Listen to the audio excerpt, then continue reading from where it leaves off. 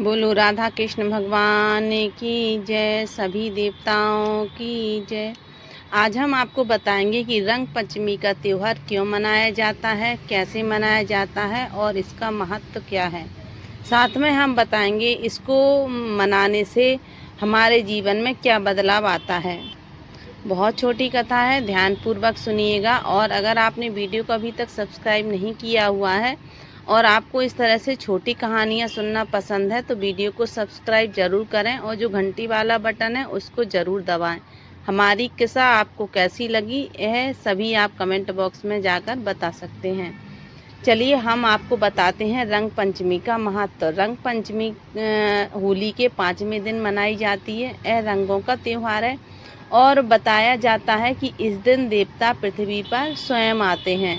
उनके आने का कारण क्या है? एक बार राधा कृष्ण ने इसी दिन पहली बार अपने यहाँ रंग पंचमी के दिन होली खेली थी, जिससे प्रसन्न होकर सभी देवता बहुत खुश हुए और पृथ्वी पर आकर फूलों की रंग बिरंगे फूलों से उनके ऊपर वर्षा की, जिसका महत्व ज़्यादा बढ़ गया और इस दिन से रंग पंचमी मनाई जाने लगी। रंग पंचमी के दिन जब हम गुलाल से एक दूसरे के ऊपर गुलाल फेंकते हैं, हवा में गुलाल फेंकते हैं या फिर देवताओं को अर्पित करते हैं, तो बताया जाता है कि देवता हमें आशीर्वाद देते हैं और हमें खुशहाली का आशीर्वाद देते हैं।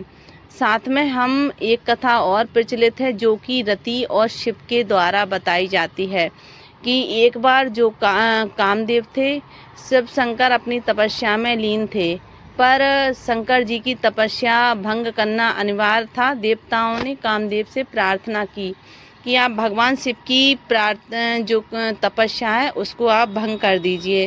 पहले तो कामदेव बहुत ज़्यादा डर गए कि शिव शंकर की तपस्या हम कैसे भंग करें, लेकिन भस्मासुर जो था उसका अंत करना बहुत ज़्यादा ज़रूरी था और वह भगवान शंकर के द्वारा ही वह संभव था। भगवान शंकर को देवताओं की रक्षा करने के लिए और साथ में उन्होंने वरदान दिया था कि मैं ही उन राक्षसों से सभी देवताओं की रक्षा करूंगा। तो वह तपस्या में चले गए। सभी जो देवता हैं कामदेव के पास गए और उन्होंने कहा कि अगर आप कामदेव आप अगर भगवान शंकर की तपस्या अगर भंग कर पाए तो फिर उनसे जो पुत्र रत्न की प्राप्ति होगी वह उस राक्षस को भस्म कर देगा। तब कामदेव डरे हुए थे, लेकिन फिर भी शंकर जी के पास गए और उन्होंने उनसे प्रार्थना की, लेकिन भगवान शंकर अपनी तपस्या कहाँ भंग करने वाले थे। तब कामदेव और रति दोनों ने अपनी जो है नृत्य से भगवान शंकर की तपस्या को भंग किया। जैसे ही भगवान शंकर का तीसरा नेत्र खुला, कामदेव वहीं भस्म हो गए। जब वह भस्म हो गए तो रति काफ़ी विलाप करने लगी, देवता विलाप करने लगे। चारों तरफ उत्साह खत्म हो गया, रंग खत्म हो गया और हर कोई निराशा में जीने लगा। तब देवताओं ने प्रार्थना की भगवान शंकर से और रति ने भी प्रार्थना की। भगवान भोले हैं, तुरंत प्रसन्न हो जाते हैं भक्तों पर। भगवान देवताओं के द्वारा और रति के द्वारा की गई प्रार्थना से प्रसन्न हो गए और उन्होंने कामदेव को जीवित कर दिया।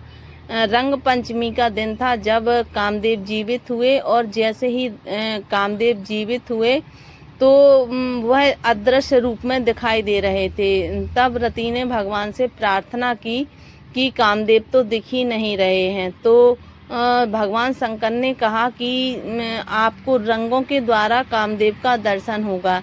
जो भी इस दिन रंग गुलाल फैलाएगा हवा में, जो भी देवताओं को अर्पित करेगा, उसके घर में खुशहाली बनी रहेगी। साथ में आपको भी कामदेव के दर्शन हो जाएंगे।